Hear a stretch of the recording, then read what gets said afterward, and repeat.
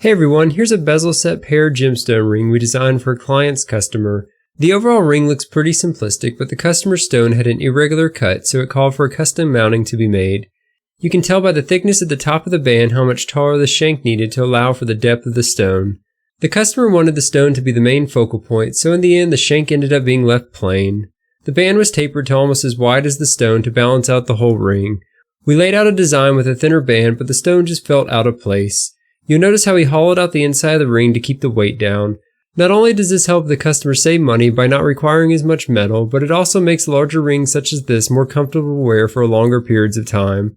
Next, we'll be casting the ring with the customer's metal, and our client will be setting and finishing the ring.